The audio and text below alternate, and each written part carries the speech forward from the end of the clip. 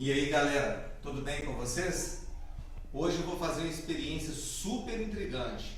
Eu estou aqui na minha mão com um balão de festas e aqui eu tenho um banco de pregos com 961 pregos pontiagudos. Eu vou colocar o balão em cima desse banco de pregos e vou sentar sobre ele. E observa, ele não estourou. Você saberia me dizer por que isso acontece? Meu nome é Evas Nascimento e sou professor de Física. Hoje a minha aula será sobre pressão, mais especificamente sobre pressão sobre superfície. Começando o nosso assunto aqui sobre pressão. Vamos lá, vamos entender esse conceito muito importante na física.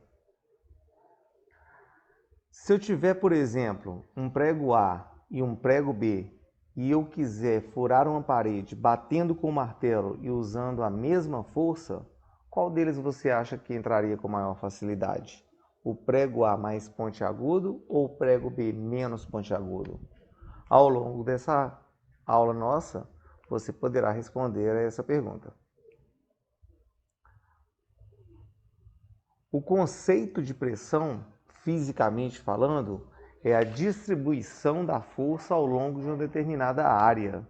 Ou seja, a pressão é uma grandeza que informa se a força está mais concentrada ou menos concentrada. Matematicamente, podemos expressar a pressão como força sobre área. E aí a gente tem a unidade no sistema internacional. No sistema internacional devemos usar a força em newtons e a área em metros quadrados. Newtons por metro quadrado, que a gente pode abreviar para Pascal. Bom, existem várias maneiras de medir a pressão. A gente pode medir a pressão em bar, a gente pode medir a pressão em centímetros de mercúrio, a gente pode medir a pressão em milímetros de mercúrio, a gente pode medir também em ATM. Então, nesse caso, vocês sabem que ao nível do mar a pressão atmosférica equivale a 1 atm, que corresponde a uma coluna de mercúrio equivalente a 76 centímetros de mercúrio. E aqui a gente vai perceber então dois blocos, o bloco A e o bloco B, apoiados sobre a superfície de uma mesa. São blocos iguais. Quando eu falo blocos iguais, significa que eles têm massas iguais, eles são idênticos. Qual deles exerce maior pressão? O bloco A ou o bloco B?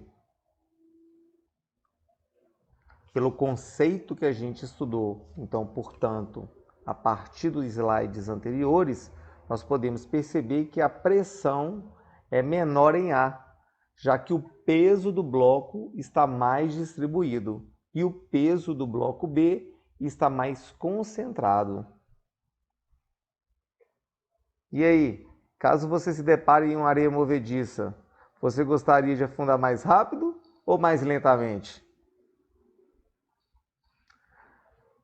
Poxa, quem usa, por exemplo, salto alto, as mulheres usam salto alto, reclamam muito de dores, né? E tiram muitas vezes o salto alto em festas, porque da mesma forma que o salto alto vai exercer uma pressão grande no chão, pela terceira lei de Newton, o chão também vai exercer uma pressão sobre o pé da pessoa.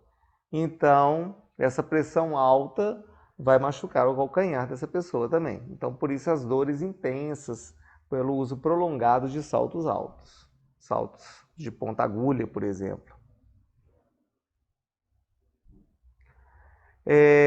Por que existem os dormentes? Os dormentes, galera, são essas madeiras sobre os trilhos.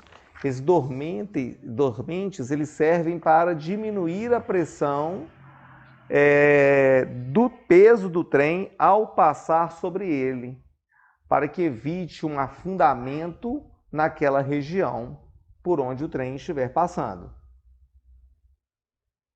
Aqui vocês podem perceber um alicerce onde será construído um prédio, né? O alicerce é uma fundação que você vai aumentar a área sobre o qual o prédio será construído, para reduzir a pressão sobre o solo, de forma a o prédio não cair, por exemplo.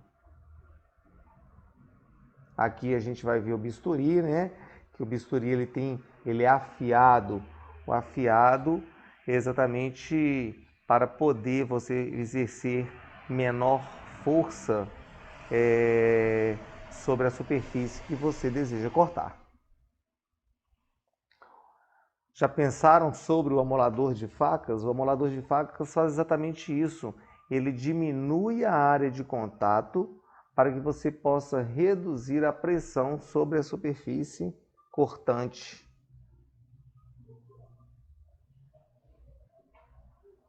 Vocês se sentem bastante confortáveis quando sentam em cima de puffs. Esse particularmente muito interessante, né? Ele praticamente abraça a pessoa. Então a área de contato do corpo dessa pessoa sobre o puff é muito grande, diminuindo a pressão sobre ela e assim faz com que ela fique super confortável. Então, finalizando aqui e recapitulando, percebemos que ao colocar o balão sobre o banco de pregos e pressionando, ele não estoura. Mas se eu tiver uma seringa com uma agulha de ponta muito fina, vamos ver o que acontece?